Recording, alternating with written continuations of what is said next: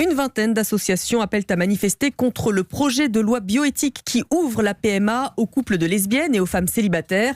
Projet examiné au Sénat mardi et qui peut être toujours retiré, estime Ludivine de la Rochère, présidente de la Manif pour tous. On ne peut pas inventer une filiation bidon en inscrivant sur l'acte de naissance d'un enfant qu'il aurait prétendument deux mamans. Ça n'est pas vrai. On ne peut pas rentrer dans ce genre d'aberration. Les états généraux de la bioéthique n'ont absolument pas été pris en compte sur aucun point. La seule solution aujourd'hui, c'est de retirer ce projet de loi et de reprendre tout à zéro et en ayant un vrai dialogue. Ça ne nous amuse pas d'organiser des manifestations qui ne sont pas dans notre intérêt personnel, mais qui sont vraiment pour les générations à venir, pour le monde de demain.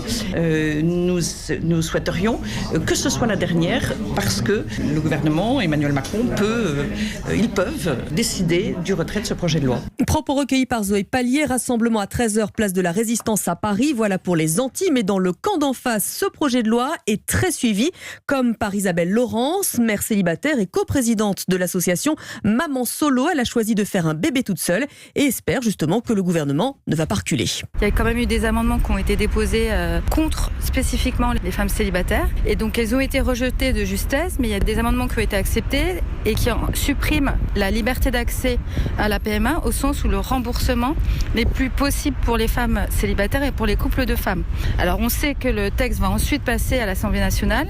On reste inquiet et très vigilant.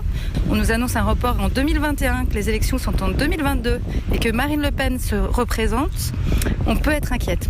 Tant que c'est pas acquis, ce n'est pas gagné. Et propos recueillis par Ève Roger pour Europe 1.